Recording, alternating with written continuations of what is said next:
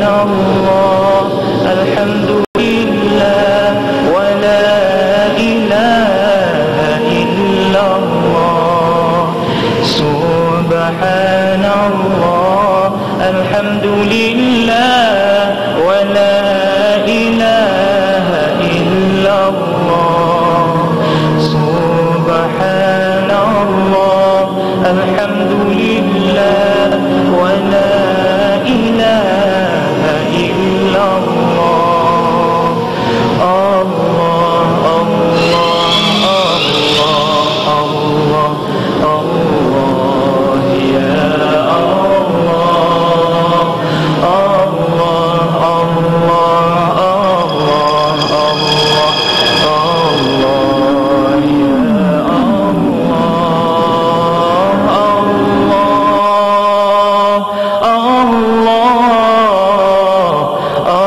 Allah, ya Tubna ya Allah, tubna ya Allah, wa raja'na ya Allah, wa raja'na ya Allah, wa nadimna, wa nadimna, wa nadimna ya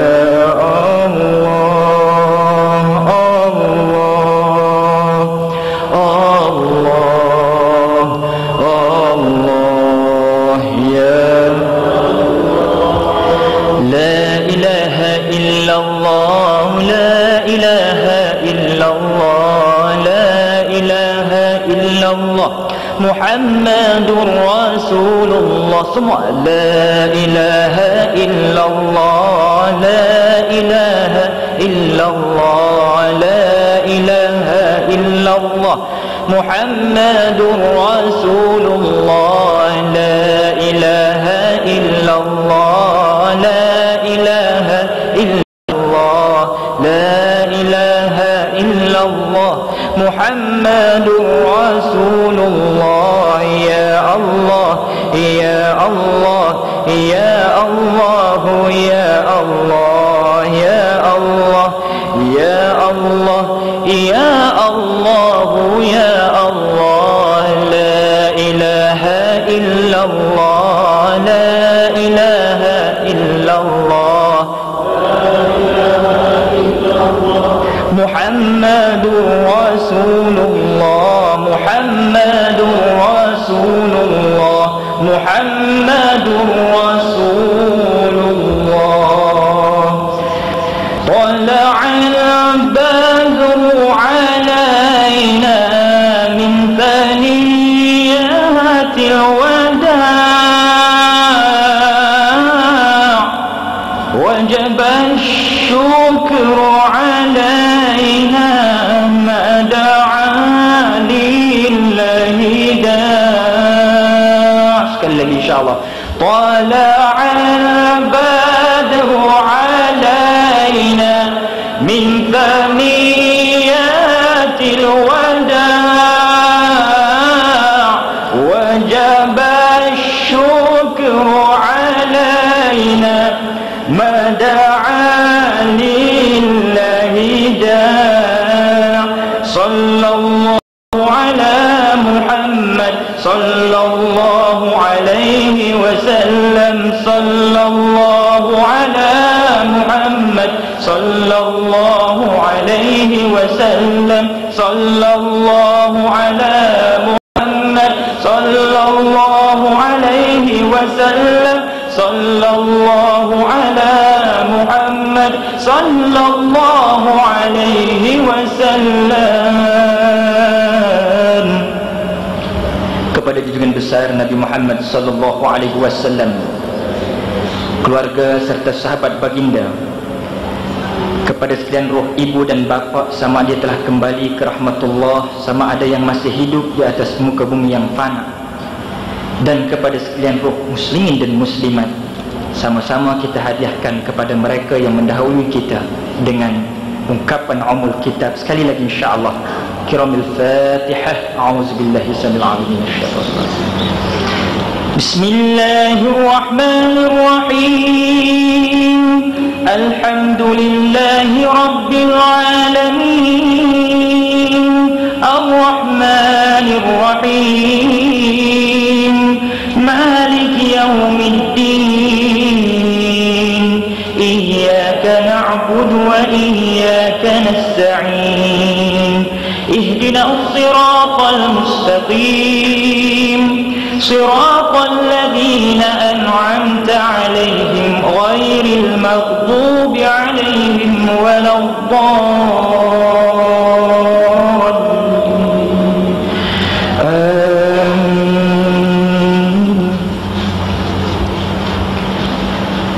A'udzu billahi samil alim minasyaitonir rajim. Bismillahirrahmanirrahim. Alhamdulillahi rabbil alamin wa bihi nasta'in ala umuri dunya waddin. Qalu subhanaka la ilma lana illa ma 'allamtana innaka antal alimul hakim.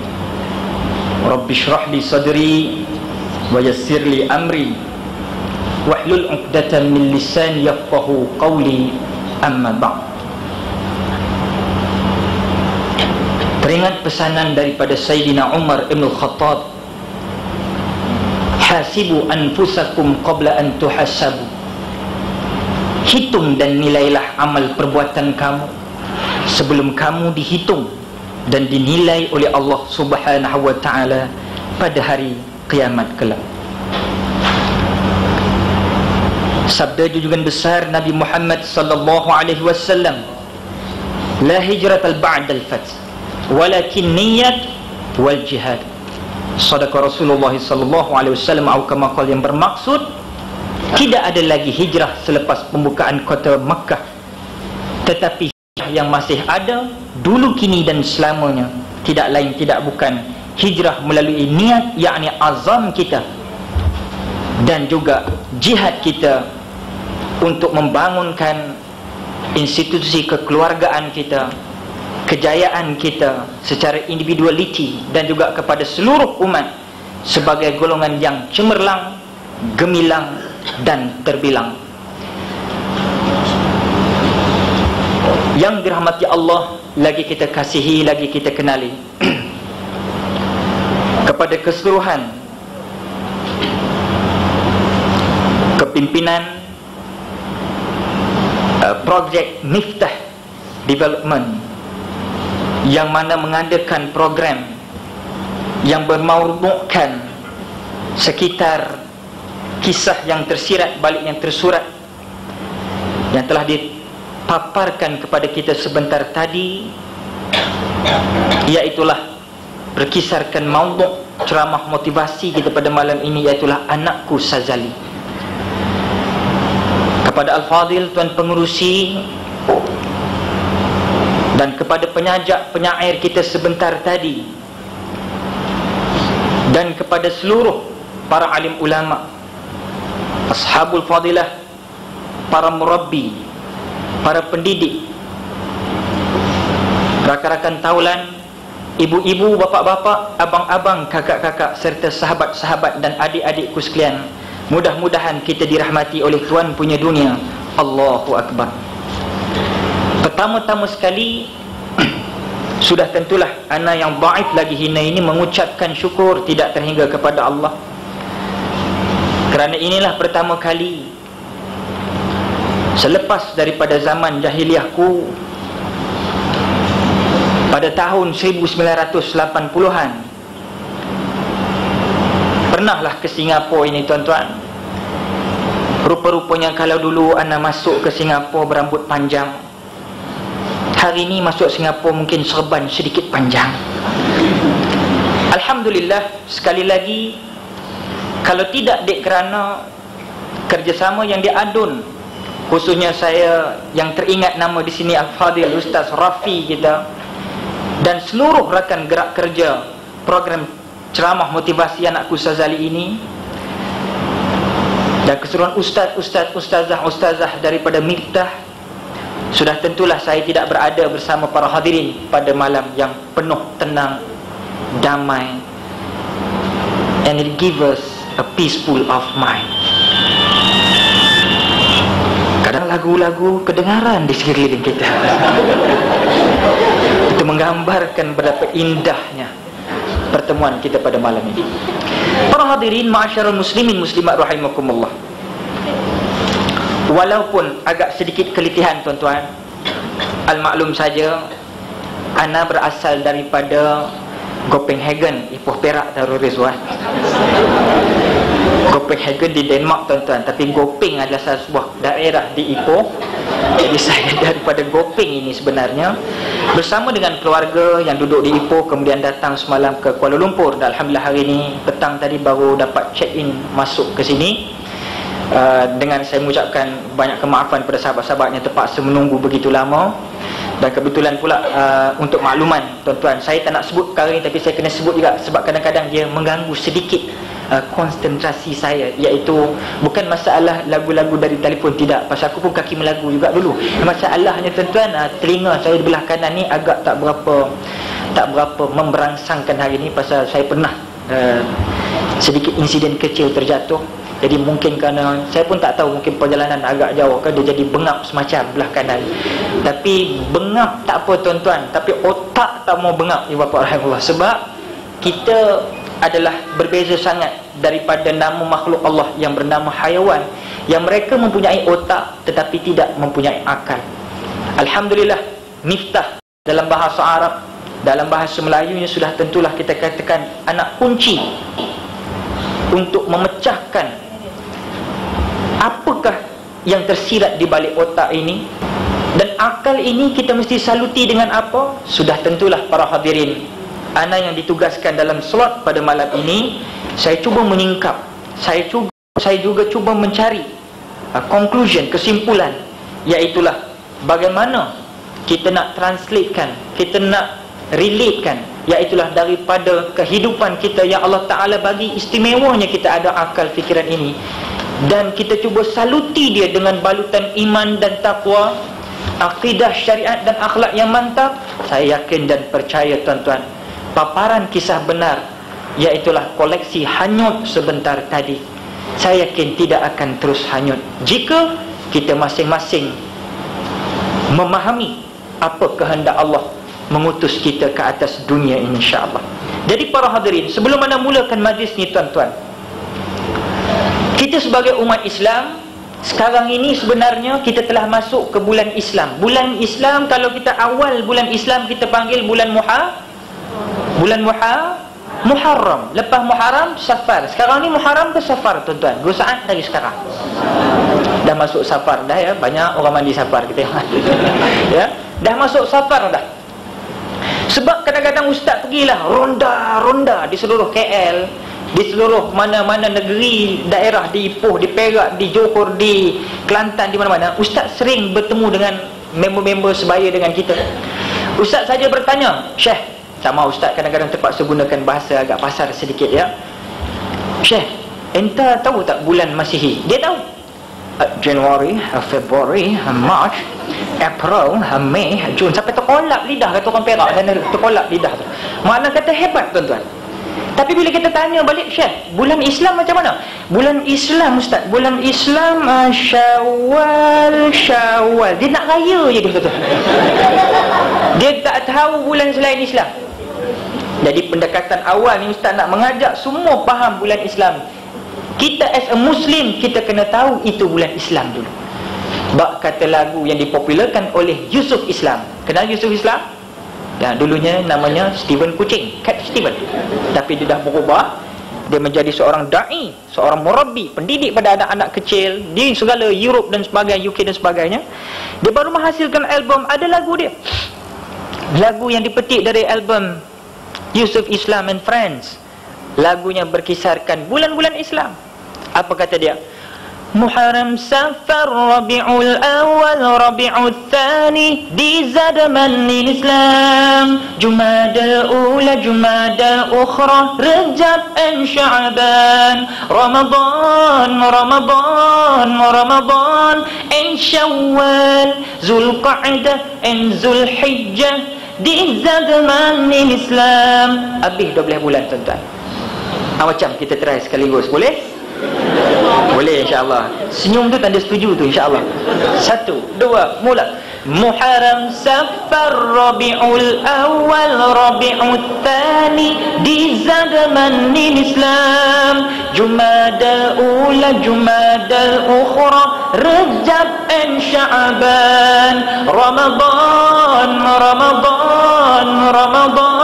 and hafal semua. Zulqa'dah and Zulhijjah, di zaman Islam. Tapi masih kadang-kadang aku seorang. Ada yang diam belakang.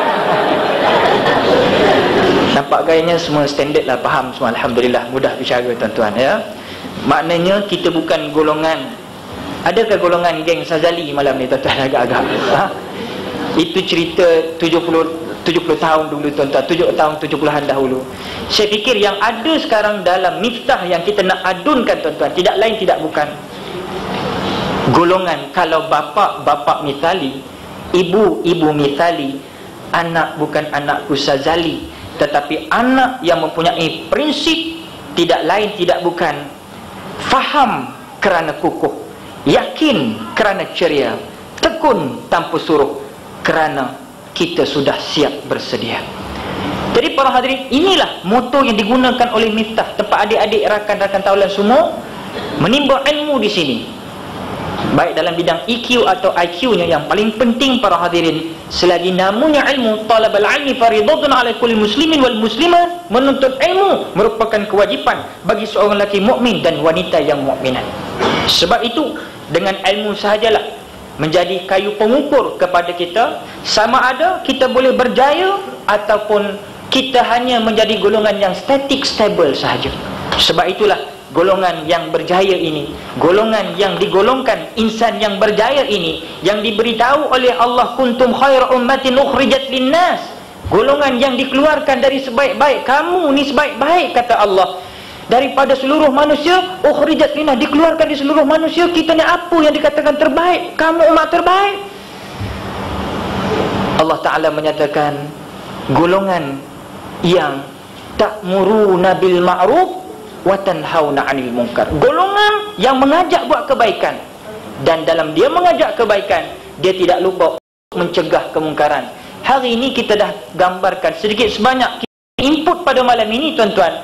Nampak kesan dan kesungguhan kita bukan sahaja untuk mengadakan program yang ma'ruf, tapi kita nak cegah mungkar. Kita tayangkan secara terang lagi bersuluh dengan slide sebentar tadi. Mudah-mudahan ini mendapat menggambarkan supaya kita menggunakan seluruh kehidupan kita ini menjadi golongan yang disebut sebagai insan cemerlang, gemilang dan terbilang. Para hadirin, ma'asyarul muslimin muslimat rahimakumullah. Sebenarnya tuan-tuan, kalau kita melihat dalam program ataupun maudhu besar kita Anakku Sazali pada malam ini tuan-tuan, dan saya yakin dan percaya malam ini ada mak, ada ayah, ada mami, ada daddy, ada umi, ada abi. Kalau tidak kerana mereka, kita tidak lahir ke dunia, wahai adik-adikku sekalian. Ustaz juga pernah mempunyai seorang ayah dan masih mempunyai seorang ibu, walau ayah telah mendahului daripada si ibu. Yang penting bagi kita, yang pergi, yang tua akan terus tua, maka yang muda pula akan mengganti tempat mereka. Sebab itu kalau kita tengok, kalau dulu ustaz al-ayah, sekarang ustaz menjadi ayah. Kebetulan anak sendiri sudah mempunyai isteri 4 orang anak.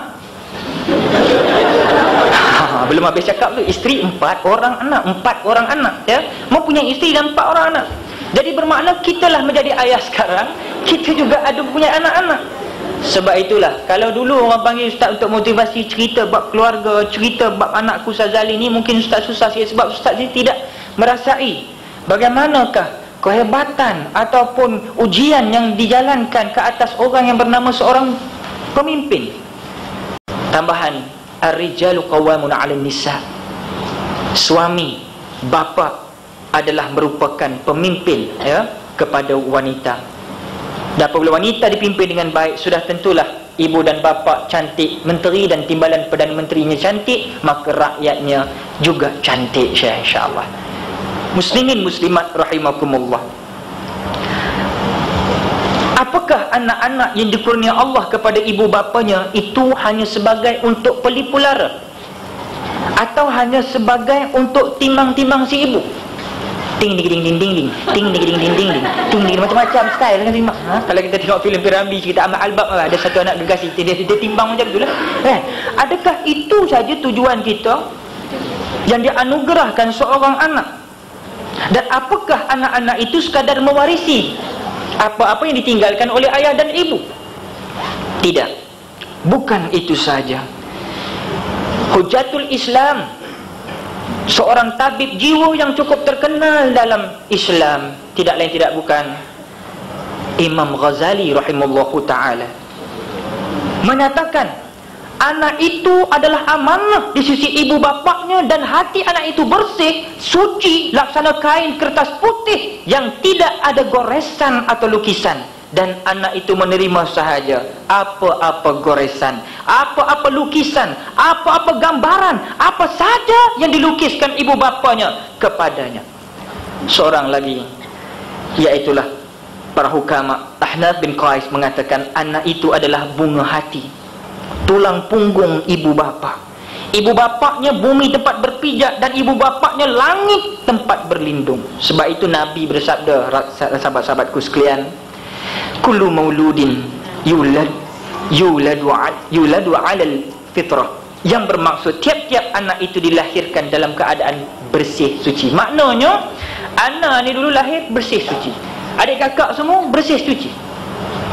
Sebab itu nak menjaga kesucian ni, bila kita lahir tu, saya teringat kata seorang ulama dari Indonesia juga yang namanya Profesor Hamka, bukan dari Malaysia, dari Indonesia. Profesor Hamka, ada kenal Profesor Hamka? Kawan-kawan kita ada kenal? Ada pernah terbaca buku Profesor Hamka? Ada ya? Kita kena kenal sedikit sebanyaknya sambil kita mengenali kumpulan Dewa ya, Sheila on 7. Lagi kumpulan apa lagi? Kumpulan Padi. Kumpulan apa lagi? Peter Pan. Peter Pan.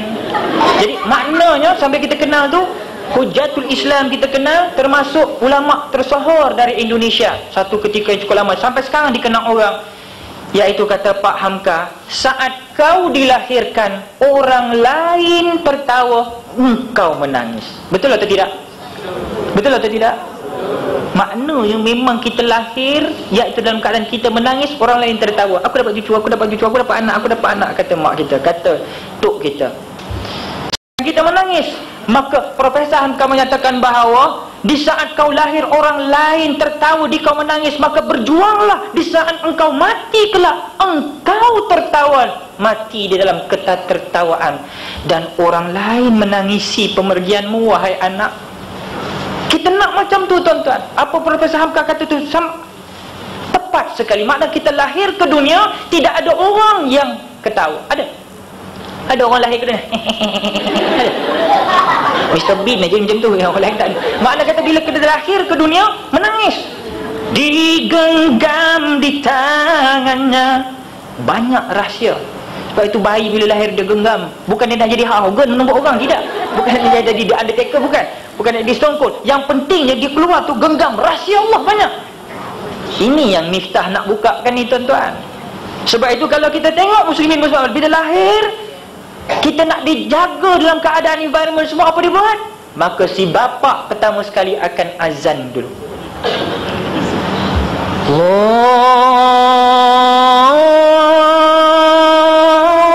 Akbar, Allahu Akbar, Allahu Akbar,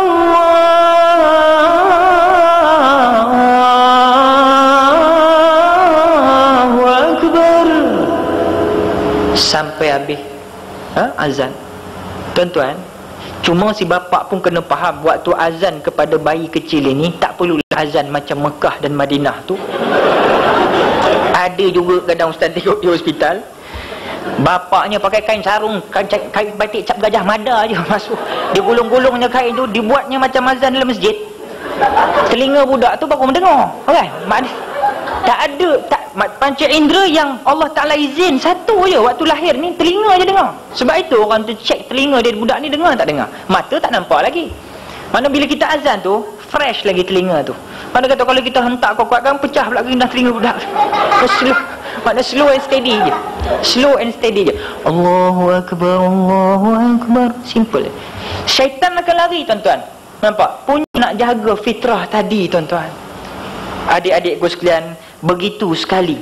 Jadi muslimin muslimat rahimakumullah, sehinggalah kita dibesarkan dalam keadaan walaupun banyak ibu dan bapa, kadang-kadang ibu-ibu bapa-bapa rahimakumullah, rakan taulanku sekalian, kadang-kadang ada yang melagu, ada yang bersyair sebagaimana tadi, dan tidak kurang juga yang menyatakan anak-anak kita umpama duri menikam ulu hati, kita melahirkan, kita membesarkan, lalu dipertuankan, bersulam barang tercapai dalam anganan kasih sayang.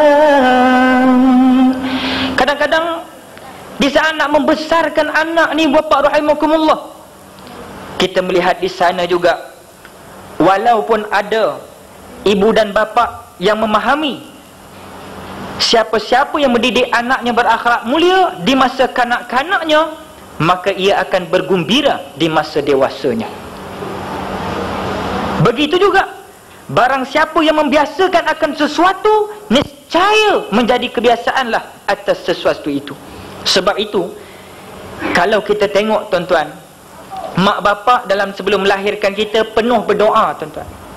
Kita tengok ya, ada pasangan yang masih tidak dikurniakan cahaya mata. Macam-macam dibuat tuan-tuan. Jumpa bomoh, tak cukup bomoh, jumpa doktor pakar dan sebagainya. Kadang-kadang jumpa bomoh pula macam-macam jenis juga. Suruh bawa barang macam-macam. Kadang-kadang sampai timbul khurafat, syirik dan sebagainya. Itu bukan kadang orang yang tak mengandung, orang mengandung pun kadang-kadang jumpa bomoh juga. Dia nak menengok anak tu lelaki ke perempuan, ada juga. Bomoh pun datang. Dibaringkan si milah yang tengah mengandung tu. Udah tu tukang macam Ibrahim pendek tadilah, kawan pada si Zazali tu, dia ni diupahkan untuk mengambil sebiji kelapa. Ambil buah kelapa, dibelah dua, perah air dia, campur dengan air mawar dan sebagainya, kemudian ada jampi dia. Beda bola bi, beda bola bi. Dia golekkan kelapa tadi tu di atas perut. Tak pening kepala budak dalam tu. Dia dah nak keluar dah. Tapi maknya, bapaknya tak sabar-sabar. Ni laki perempuan katanya. Digolekkan. Bila digolekkan, yang bomoh pula. Dabu. Kalau kelapa jatuh belah kanan, anak engkau anak jantan. Kalau kelapa jatuh belah kiri, anak engkau perempuan.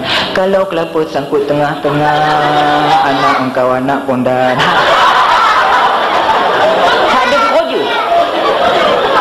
Jadi muslimin muslimat rahimakumullah, jangan buat kerja-kerja yang mengundang marah daripada Tuhan punya dunia. Sebab itu berdoa macam orang tak dapat anak ya. Macam orang tak dapat anak. Ini saya nak gambarkan kepada adik-adik yang punya adik-beradik ramai. Patut kita rasa proud, bangga. Allah Ta'ala anugerah kita keistimewaan ini, orang lain tidak. Bayangkan Nabi Allah Zakaria memohon anak sewaktu beliau berumur 100 tahun. Isteri dia umur 90 tahun. Baru dikurniakan seorang anak. Kau bayang 95 tahun mengandung. Tapi inilah yang dikatakan doa. Ud'uni astajib lakum. Berdoa kalian, aku perkenan, kata Allah. Masalah kita tidak nak berdoa. Kita usaha ikhtiar tapi doa tak ada, tak jadi juga.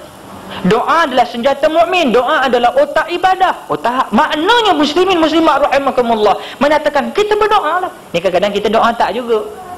Lepas sembahyang Jumaat, Assalamualaikum warahmatullahi, Assalamualaikum warahmatullahi. Selipar orang, selipar dia.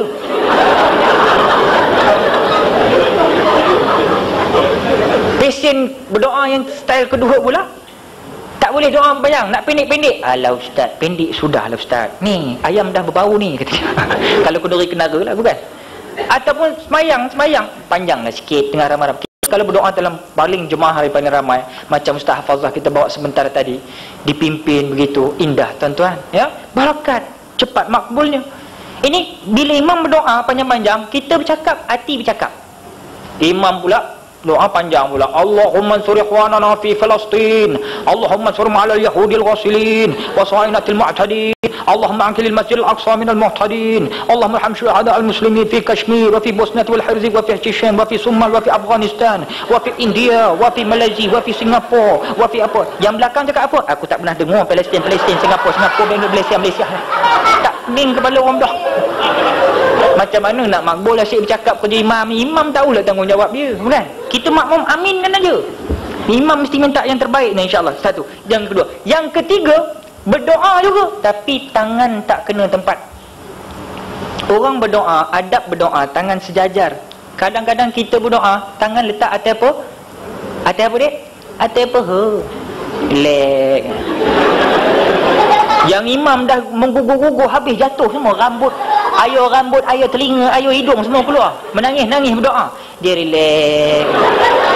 Nak bagi-bagi, tak nak bagi sudah. Bila Allah Ta'ala nak bagi kejayaan? Nah begitu. Kena jaga-jaga. Maknanya, maksud anda tadi ialah kita mesti berdoa. Berdoa macam mana? Tengok Nabi Allah Zakaria berdoa sebagaimana di dalam firman Allah Subhanahu wa taala, "Hunalika da'a Zakaria rabbahu qala, Rabbi habli min ladunka dzurriyyatan thayyibatan innaka sami'ud du'a." Ya Allah, ya Tuhanku, berilah aku dari sisimu seorang anak yang baik. Sesungguhnya Engkau Maha mendengar, Maha memperkenankan doa. Kita tambah sikit, ya Allah, janganlah jadi anakku macam anakku Syazali. Bagilah dia menjadi sebagaimana doa kita tambah. Mak bapak kena ingat, Allahumma rabbana hablana min azwajina wa zurriyatina qurrata a'yun waj'alna lil muttaqina imama. Jadikan anak bini kita semua, ahli keluarga kita penyejuk mata hati memandang, bukan mata zahir saja, mata batin pandang elok comel, sejuk mata memandang, dan juga menjadi pemimpin kepada umat. Ini yang kita mau. Para hadirin, dalam pada itulah kadang-kadang muslimin muslimat rahimakumullah, ada yang menyatakan kita dah cukup sangat dah balas jasa mak bapak sekadar memberi wang $50, $100 setiap bulan dan sebagainya. Sememangnya tuan-tuan, sekiranya seorang anak mengeluarkan dan belanjakan semua hartanya ada padanya dan segala hak miliknya, ditambah dengan segala usaha dan kerja untuk kemanfaatan ibu bapaknya sebagai khidmat kepada keduanya, niscaya belum cukup, belum dapat ia menunaikan separuh dari kewajipannya. Maka oleh sebab itu pernah Nabi bersabda yang bermaksud, tuan-tuan, tidak dapat membalas seorang anak jasa-jasa bapaknya melainkan kalau ia dapati ayahnya menjadi hamba sahaya lalu ia beli kemudian dimerdekakannya. Berat punya kerja, tuan-tuan, bukan senang, ya. Maknanya muslimin muslimat rahimakumullah, duduk di fakultas manapun, duduk di universiti manapun, di mana bumi dipijak, di situ langit dijunjung. Di mana kita berada, ingat, aku tidak lahir tiba-tiba saja. Aku tidak datang ke muka bumi ini sendiri. Kita bukan jenis spesies alien, tuan-tuan. Kita bukan jenis spesies yang jahat tu. Kita jenis golongan yang disebut laqad khalaqnal insana fi ahsani taqwim. Kamu dijadikan dengan sebaik-baik kejadian. Sudah tentulah bila Allah menyatakan kita adalah sebaik-baik kejadian, bagaimana kita nak melaksanakan kehebatan yang Allah Ta'ala anugerah kepada kita itu. Kalau kita tidak tahu, itu yang kita dapat banyak, kita tengok bakat-bakat terpendam. Kalau Malaysian Idol, kalau Singapore Idol, kalau Akademi Fantasia di sana sini dapat mencukil bakat-bakat baru dalam bidang seni hiburan, contoh. Maknanya mungkin mereka dahulu di kampung tidak dicungkil bakat mereka. Rupanya dia tahu dia ni boleh menyanyi, daftar diri, berjaya pula. Maknanya itu dari segi kaedah seni, tapi dari segi kaedah spiritual yang Allah Ta'ala memang anugerah. Sebab kita ada 4 kotak: kotak iman, kotak Islam, kotak ihsan, kotak seni. Semua orang ada. Adik-adik kecil pun ada. Daripada kecil sampai ketua, ada seni dia Allah Ta'ala urad, yang saya akan cuba bahaskan sebentar lagi tuan-tuan. Tapi apa yang anda nak sebut di sini ialah, mesti kita mengingati bahawa apabila kita masih ada ibu dan bapa, tolong gembirakan mereka. Sesungguhnya Allah merebai, dan barang siapa membikin sakit hati ibu bapanya, berarti Allah Ta'ala juga merasa sakit, yakni mengundang kebencian Allah Subhanahu wa Ta'ala. Sebab itu, tiada seorang memandang wajah ibunya dengan pandangan yang penuh kasih sayang, melainkan Allah telah mencatat pahala bagi orang itu sama pahala haji yang diterima dan mabrur. Haji ni ada 4 jenis. Haji yang mabrur, yang diterima. Haji yang makbul, diterima tapi pahalanya kurang sedikit daripada yang mabrur. Haji yang ketiga, haji mardud, bunyi pun borok, haji ditolak lah tu. Haji keempat, haji malborok. Tu gitu. Bukan orang sini, orang tempat lain. Jadi maknanya tu aku tambah, yang kena 4 tu aku tambah. Jadi 3 je sebenarnya. Makna dia tuan-tuan, makna saya, maksud saya, maaf saya, ialah bagaimana nak dapatkan pahala haji. Ni orang baru balik haji di Mina baru-baru ni, rakyat Singapura sendiri, umat Islam Singapura pergi sana bertemu dengan umat Islam di Malaysia, Indonesia, sama-sama duduk dekat air. Di Mina tu mana pernah ada banjir, banjir sampai paras pinggang. Ada yang kena sapu, bukan kena tsunami, tsunami di Asia. Banjir kilat datang, habis, Masya Allah. Apa Arab tak ada. Kau bayang pakai pula pakai ihram, air datang. Orang lelaki pakai ihram, maknanya 2 helai kentualah tidak berjahit.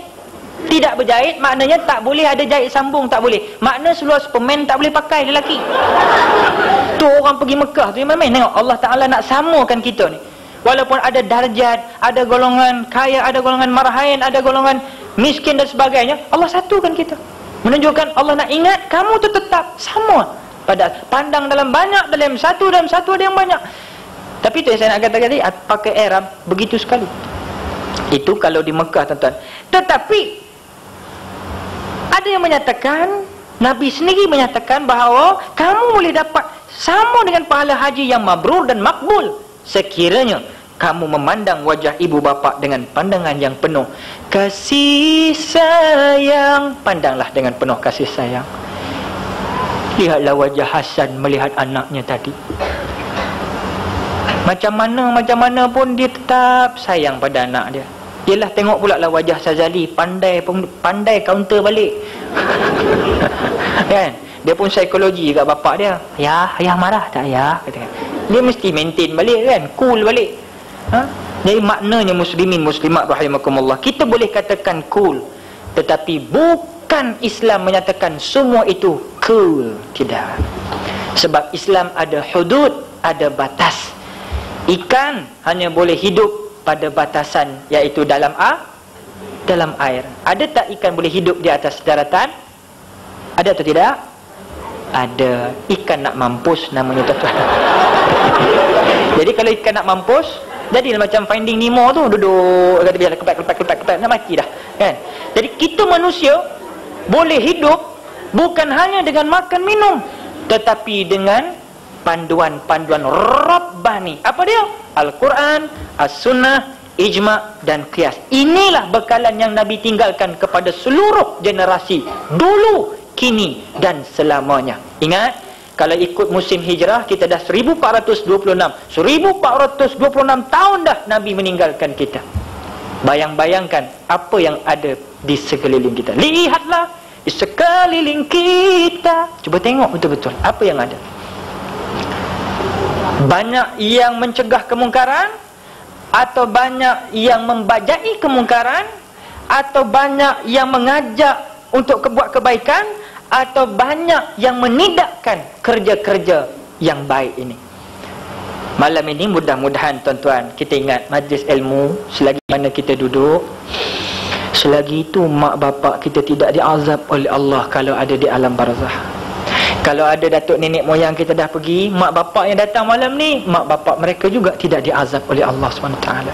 Sebab itu saya nyatakan tadi, kalaupun nak mendapat perkara yang paling mudah, tolonglah wahai rakan-rakanku sekalian, bukan anak-anakku Sazali, Tetapi anak-anak insani, lihatlah wajah ibu dan bapa kita.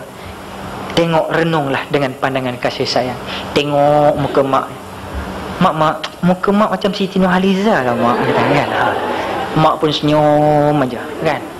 Tengok pula muka bapa. Ayah, nampak bulu hidung ayah dah keluar sikit lah ayah. Otter sikit ayah, dia kata begitu. Ayah pun ambil gunting kecil, otter bagi nampak handsome macam Allahyarham Tan Sri P. Ramlee, bukan? Maintain semua cantik. Jadi maknanya muslimin muslimat rahimakumullah, itu pembahagian antara ibu dan anak dalam slot Anakku Sazali ini.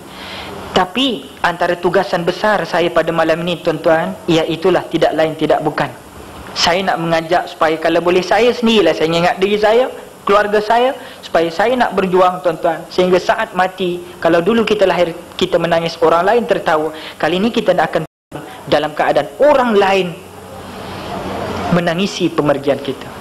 Siapa yang meninggal tu? Aqil. Bila meninggalnya? Semalam. Oh, dia tu bagus. Sedap sikit dengar siapa meninggal tu? Bedul. Bila meninggalnya? Semalam. Pasal apa tak kemarin dulu lagi meninggal? Maknanya ini golongan aset yang memang lagi orang, masyarakat minta dia cepat pulang sebelum dia ambil pulang. Jadi maknanya para hadirin, kalau boleh kita semua ada malam ni. Ustaz sendiri secara sekali lalu Ustaz terlintas tadi ataupun dah bertemu dengan sedikit daripada ahli-ahli panel pelajar kita yang terlibat dalam camp motivasi ini, dan saya yakin dan percaya right between in your eyes, ya, dalam mata semua sahabat adik-adik kecil kita bakal menjadi seorang pejuang, ya, bakal jadi seorang pemimpin yang baik. Jadi kalau kita dah ada rasa nak ke arah itu, ibu bapa pun inginkan anaknya ke arah yang terbaik ini, maka tuan-tuan, kita perlu bayangkan jerit perih ibu mengandungkan kita dulu 9 bulan Syekh.